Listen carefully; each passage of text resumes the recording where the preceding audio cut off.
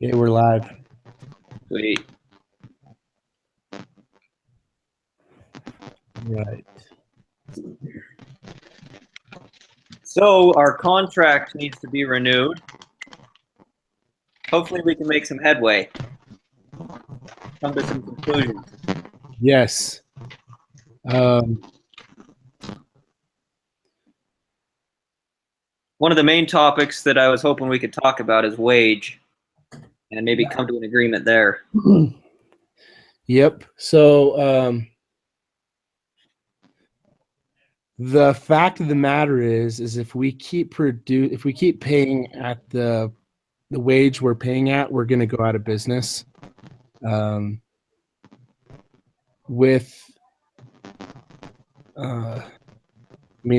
Just in this decade alone, there's been, how many was it? There's been a lot of the leaders in the industry going out of business. And there's things that are happening that are just outside of our control in the economy. The demand for processed foods is just going down, which is making the prices lower. So we're selling everything at a lower price, but we're still paying our employees at a higher price, and our margins are really, really small. And so if we don't make an adjustment, we're going to go out of business, because aside from us paying 40% more than the industry standard, with our with our old facility, we're producing 80% below. No, we're producing 20% below industry standard. So we're producing less and we're paying more than our competitors. So for benefit for both sides, there's going to have to be an adjustment made, or we're not going to be around for very much longer. Yeah, I can understand that kind of a tough spot that you guys are in. From our end of things, the wage that has been being paid, from what we understand, it was calculated by the average of the three highest competitors' wage. It was taken as an average from the three competitors in the same market, and the average of that is what the wage has been set at. So I don't really know where you're coming up with 40% more. Well, because that's what it was. That was the agreement at the beginning of the contract. But in the past 5 years, the competitors have lowered their hourly wage by 40%. Oh, gotcha. See, I don't have that information on my end. 5 years ago, there was no way of knowing that there was going to be a 40% wage cut, because no one saw this industry going this way.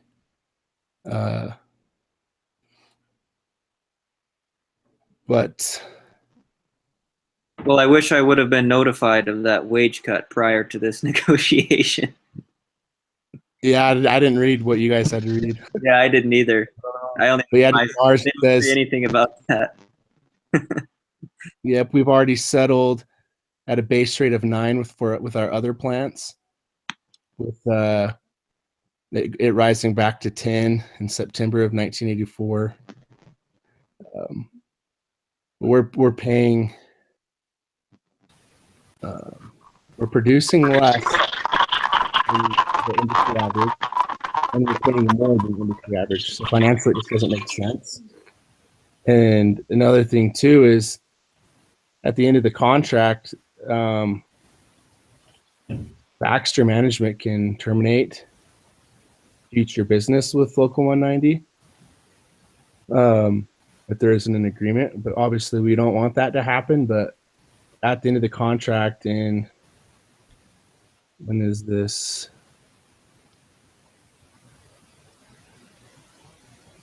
In the next 2 years, I think. No, it was 2 years. Because it was a 7-year agreement starting in 1978. Yeah, in 1978, it shows that the base wage rate was at 1069, Yep. and then it's telling me 5 years later, in mine it says after 5 years, with two years left on the agreement, there the industry's just kind of started to fall.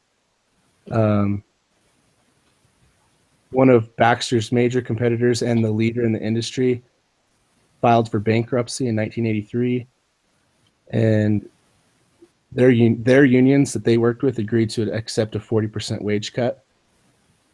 So it's something that's already happening in the industry. so. There's another number here that says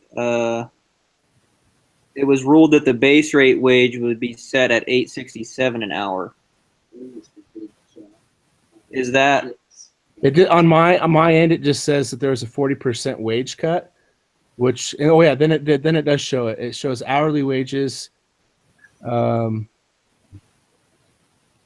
like 1, 2, 3, 4, 5 competitors, and one's 9, one's 8, one's 825, one's 875. okay? So that's where the 867 is coming from with One the is 6. average then.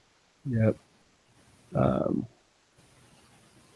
And then with our new building, we are producing, we're operating at, it says 20% higher production levels than the old one. In the old one, we were operating at 80% of the industry average is what it says. Yeah, that too. One of the main concerns on our side of things is the rate of production. Injuries, the average right now is 202 injuries per 100 employee in the company a year. Okay. And so one thing that we're strongly concerned about is your willingness to be able to slow down production a little bit so that safety can be ensured, because ultimately production is being slowed down even more by so many missing workers and people being injured that we're not able to function as efficiently as we could because of injuries. No, I definitely agree. I could work with you there, because I think by slowing it down a little bit and making sure keeping everyone safe, in the long run, that's actually gonna save us time and money. And yeah, we would be willing to negotiate a little bit on that wage, as long as you're willing to on that production pace, because it'll save us money too, not being out so many workers. And so we would be able to afford a little bit lower wage. Yeah. Because, I mean, according to the Me Too clause that we started at the beginning of this, is we would take the wages of the 5 firms that we listed and average those out and pick the highest. And obviously when that clause was put into place, no one saw the wages falling. But I mean, there's nothing in the clause that says anything about that not applying if wages fall. I mean, so according to that, I mean, by taking the average of these 5 firms and paying the highest out of those is, I mean, it's pretty fair. So what number do you guys have in mind as a wage? I would say 9, because that's what we've already settled with our other plants on a base rate, with it going up to $10 effective in September of '84. Cord, if you can hear, I don't want to do this all by myself. Can you hear us now? Yeah, I just switched computers. I think I'm good now. Oh, sweet. Perfect. Did you hear his number then? Yeah, well, someone just commented that's Tyler. Yeah. So you said the 9? Yeah, with it going up to 10 in September of '84. So in a What do year. you think, Cord? So it'd be 9 for the rest of the year, because it's September '83 is when this is happening. So for the rest of the year, it's 9, with it going up to 10 in September of '84. I like the 9, but I'd also like to see the 9 in place with an incentive program, because that's one thing they limited out was the incentive program that the employees had. So they talked about how anything over 80% of our production targets, if we reach 80% of our production target, then we can use that in an incentive program with them. Right, and I mean the reason too that was taken out because we were producing below the industry standard, and 60% of all employees were nearly doubling their salary for doing work that was below average. And so that's kind of why they got rid of the incentive pay, just because the targets were just too low. They were always they were never missed. They were always met by everyone. So basically, for doing work that was below average, they were making double what other people make at the competition. So what's your target production percentage that you guys would feel would qualify for incentive pay then? If it's too low now, like, would you be willing to pay for incentives over what percent?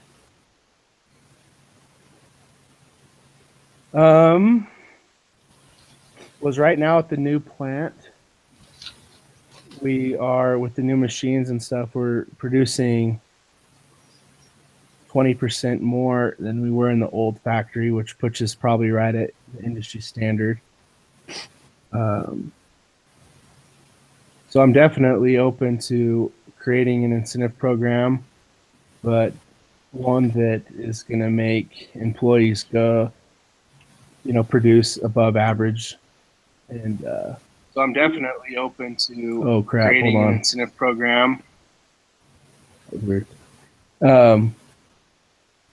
So right now with our new plant doing 20% more, that basically putting us even with the industry standard, I would be willing to pay out 10% of let me see here. I'm trying to see if this will make sense.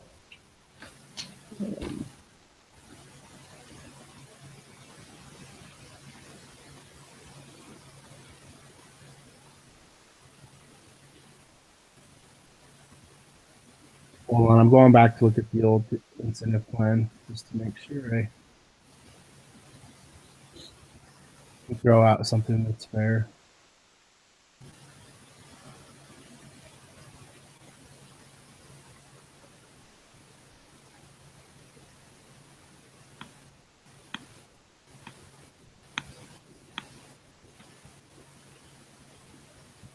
In the meantime, Tyler, I don't know if you can hear me still, but if you have any ideas, feel free to text them and send them out. I'm going to look this up really quick. I guess, I don't know, maybe this is something we're supposed to do after the next portion. We really just need to decide on a number wage right now, but oh yeah, that's right. You decide, and then it's just that you're open to the idea. Then I think we could agree on the $9, right, yeah, Corey? I'll agree on the 9, and we're open to the idea of an incentive.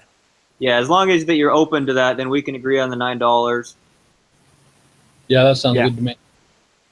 Okay. So now we stop and then go. I think each team has to read through a different article, and then we come back and make a final negotiation.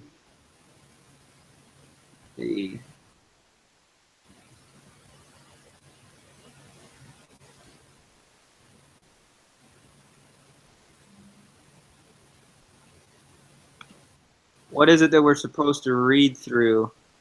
And on my end, in the discussion preparation, the group leader, it has us I read through it. It's actually pretty short for us.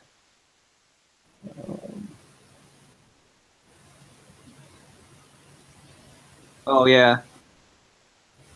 Correct. Okay, so Cord, we're supposed to read Baxter Corp. 1985 negotiations. It says password protected.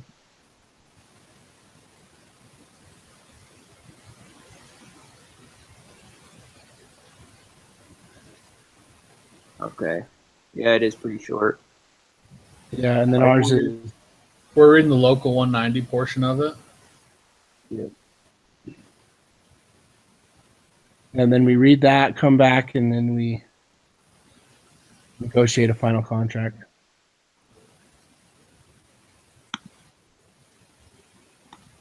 Okay, I'm going to read that real quick. Yep.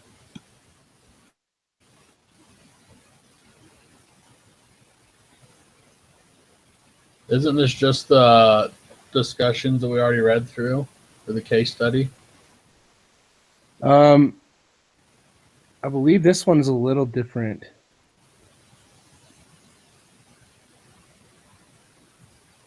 Maybe I read this one to start with and didn't read the real one. Yeah, this one's different from what I read before. It's a little more detailed of like what exactly they're looking for. Okay.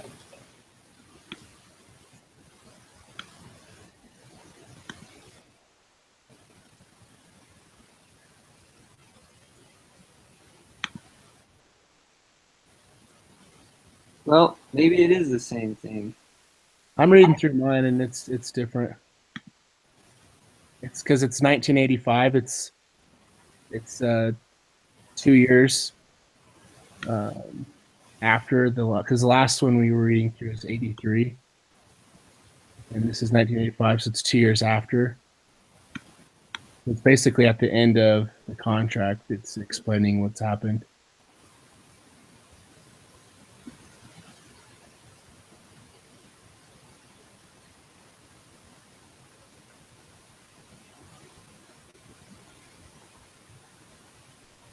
Like it's in mine right now it just said that the contract's is about to come to an end. I think I did the same thing as Cord and accidentally read this one first. Oh, okay.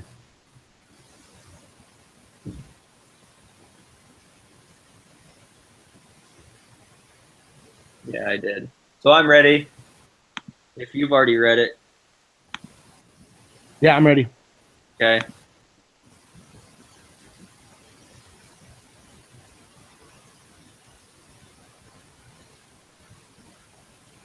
What decisions on the negotiation are we supposed to make? It's mainly about the wage from what I'm looking at. Step 3. It just says write up a final contract as a team. Let me see.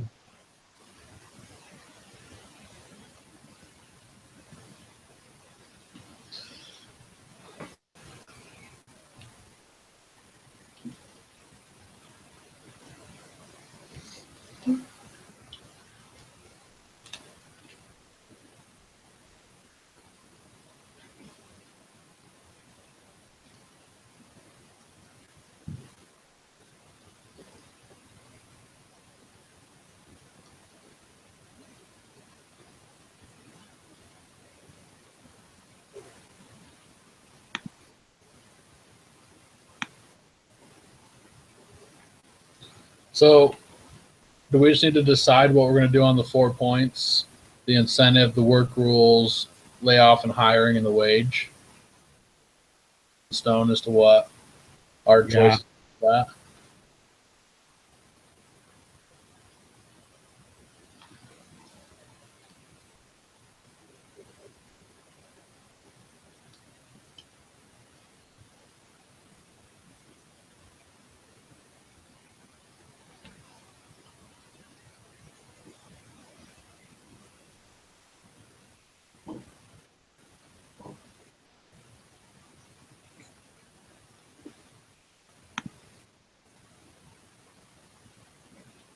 I don't think the final contract has to be anything like super long, just a few points of what we decided on. Yeah, I think if we just decide on the 4 points at the bottom of our case study, the incentive program, the work rules, layoff and hiring, and then our wage rate, I think that would be like the details of the contract for us. Okay, so are we all okay with sticking with the $9 wage rate?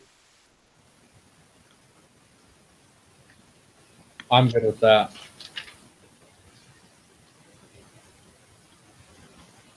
So basically, after reading through this, just going through it again. As far as like the incentive thing goes, basically the management's willing to increase wages if they're in full control over hiring and layoff decisions, production levels, and working rules. That's kind of the management's stipulation. If there's going to be an increase where their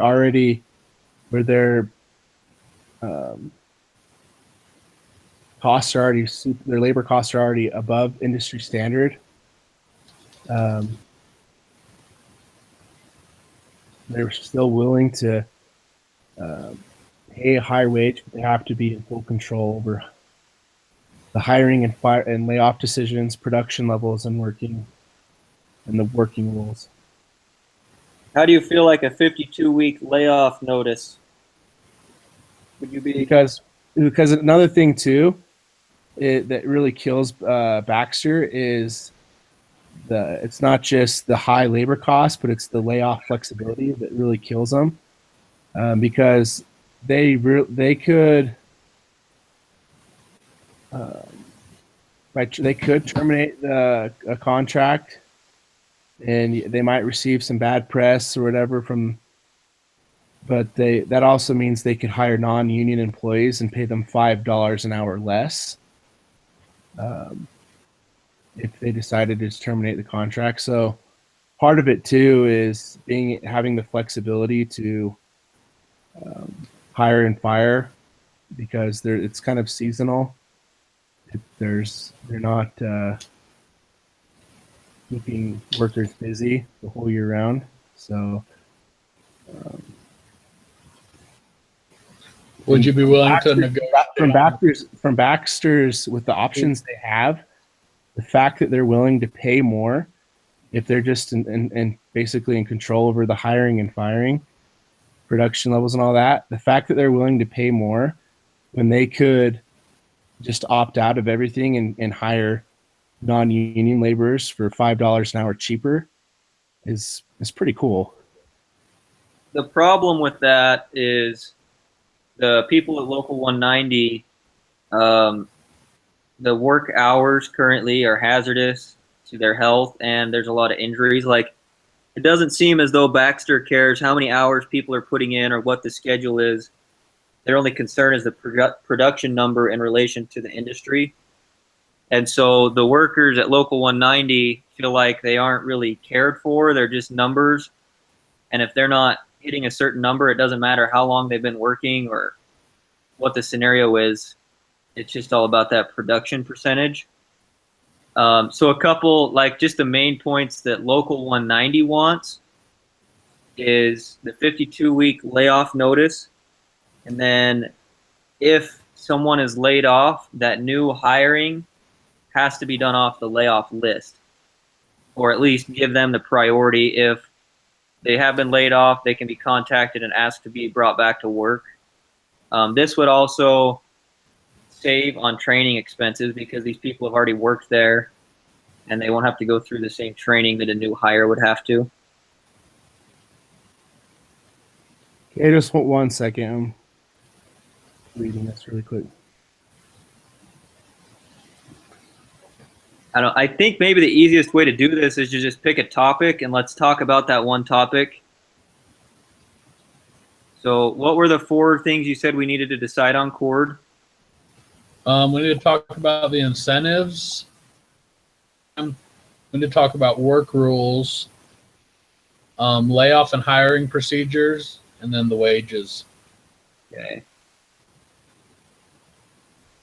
So let's stick with layoff and hiring procedures. I just told you what Local 190 would like, a 52-week notice and those that are laid off are given priority to be hired back. What does Baxter think about those two proposals? Going through this, starting off with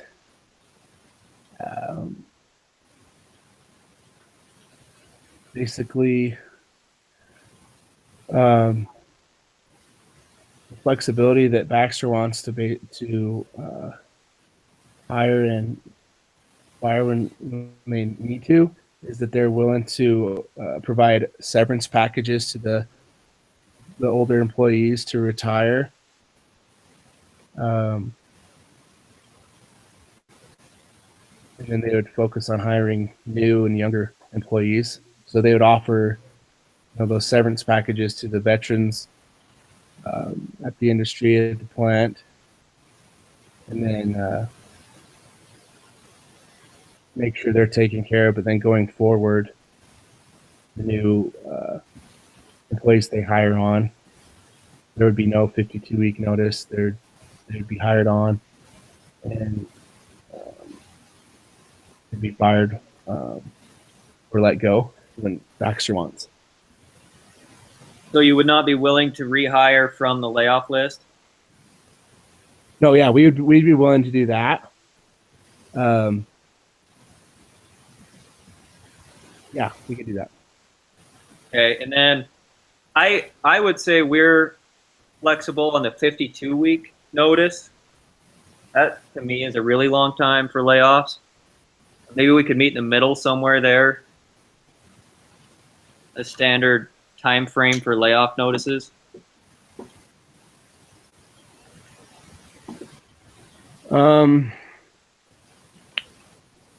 were you thinking would be like a fair? Cord, what do you think? What do you think would be fair for a time frame? Tyler says 30 weeks. Yeah, I was thinking we at least cut down to 26. Just kind of cut that in half. 26 is still about 6 months, and I think that's plenty of time for layoff notice. I would agree. So, here, I'm going to take notes on the things that we decide so we have our contract ready.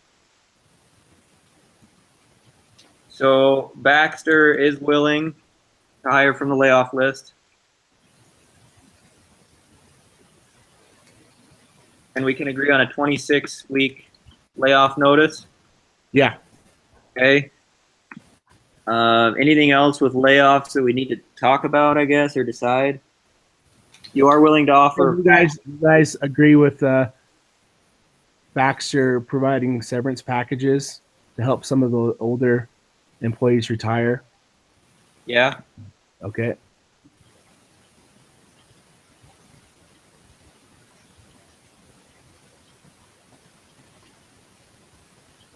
Anything else? I think that's about it. Yeah, I think that should cover all that. And then wage is going to be $9 an hour. Yeah. And then Now let's discuss the incentives with wage.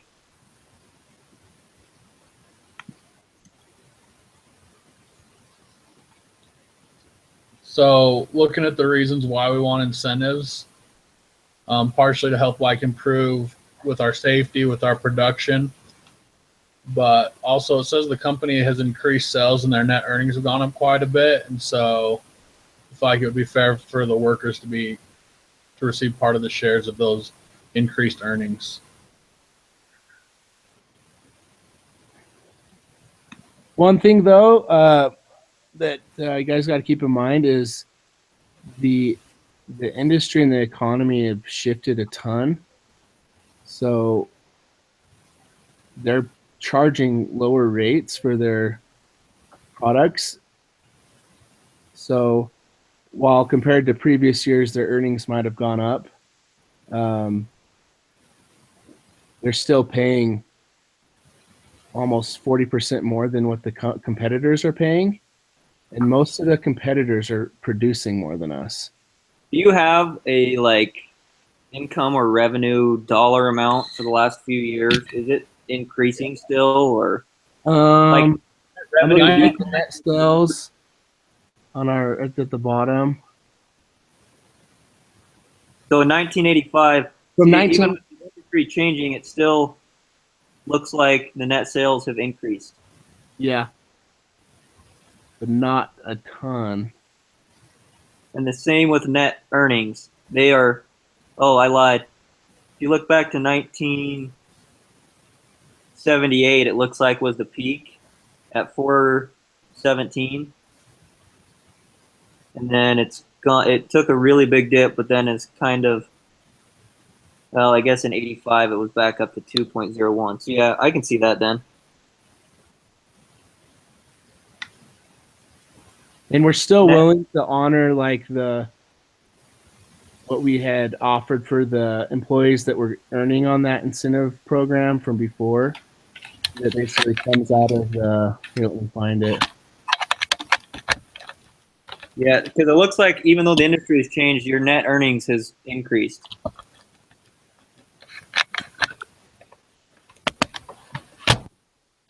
One second.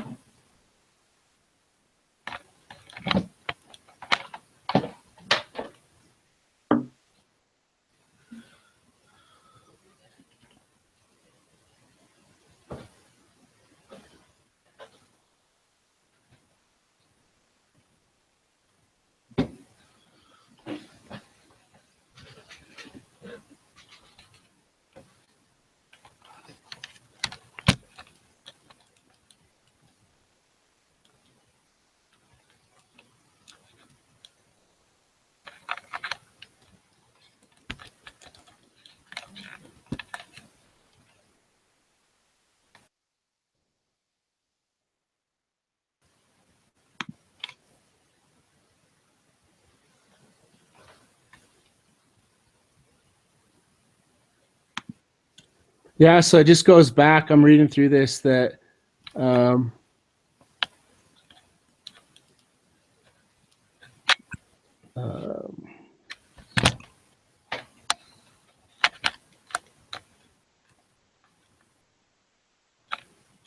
they're still Baxter's still paying the highest wages in the industry, and they're willing to increase wages if they can get control over hiring and layoff decisions and like the production levels and the working rules. They're willing to increase the wages, but their management's pretty set on not rolling out any incentive program.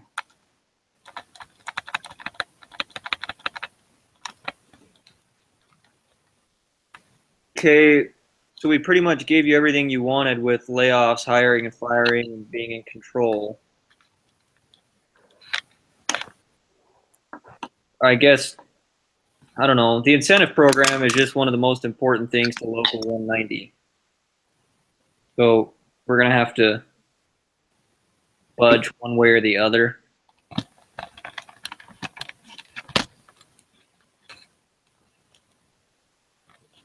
Well, it just says here that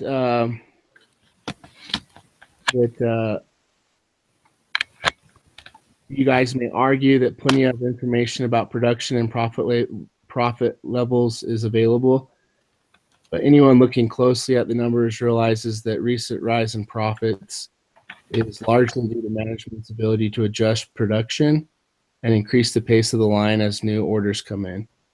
moving back to production quota and incentive payments for anything above that quota will no doubt pull Baxter right down again.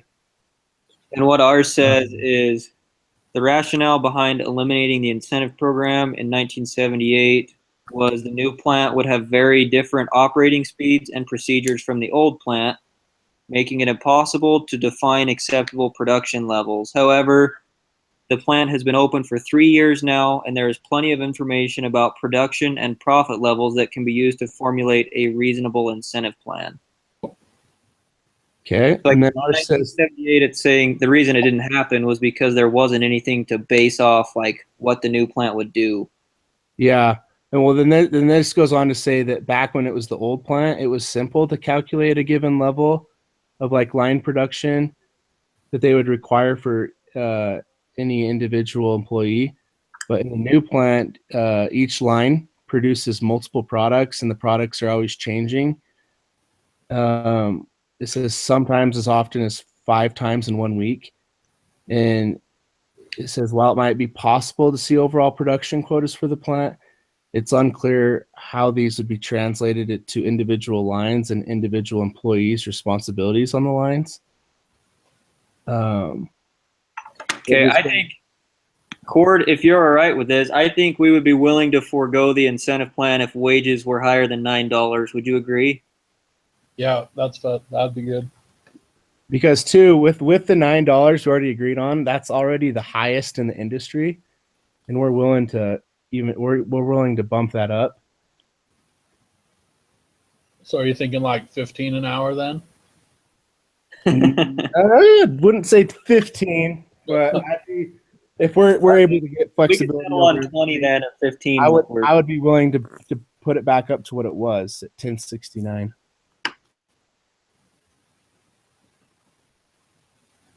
Well, how about we meet in the middle and go 12, just to make things easy for numbers? I was going to say 11. Let's just round it off at 11. All right, fair enough. All right.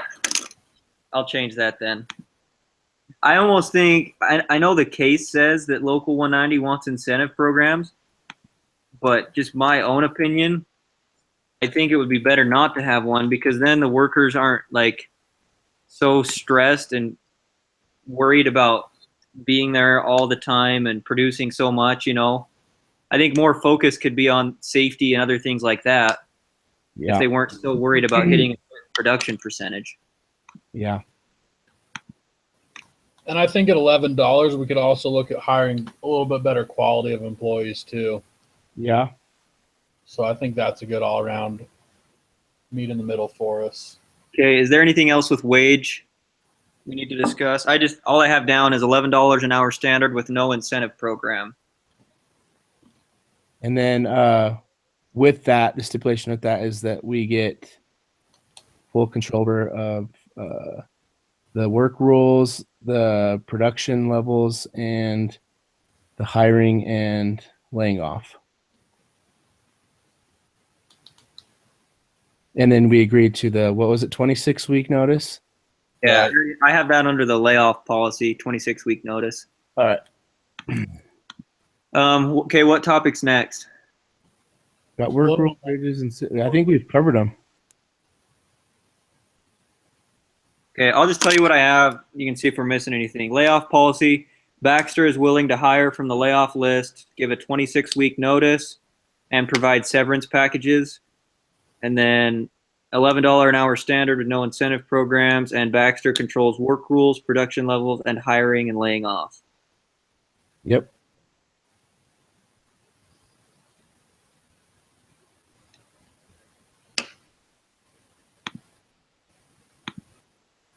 Okay, let's see. So then I guess we've drafted our final contract. The final thing just says to read the debrief and end notes. We can do that on our quiz. Yeah, it just says do it on your own time, and it's due by Monday. You know if I'm supposed to submit this contract anywhere? Yeah, it's so just one of us submit. It's me or you. We submit it in the discussion leader assignment. Okay, I can submit it in there. All right, cool. Can you just make sure my name's on there too? It's Yeah, like hold on.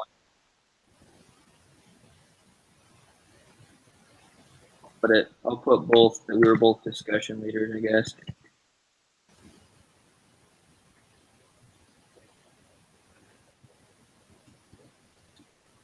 Okay, I put in the top right corner discussion leaders, me and you, and then titled it and put those things we discussed. So cool.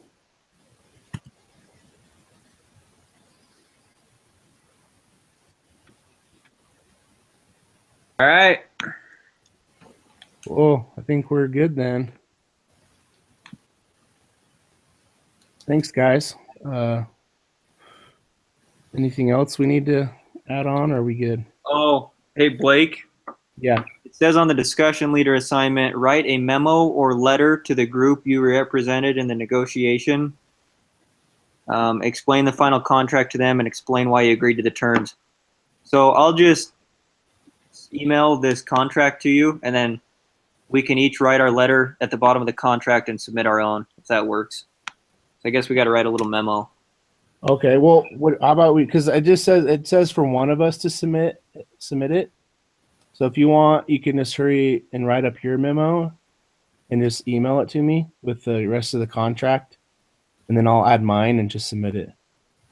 Okay, that'll work. Oops. Sounds good. I'll do that right now and then send it to you then. All right. Cool. All right. See ya. All right, thanks, guys. Okay, see you guys.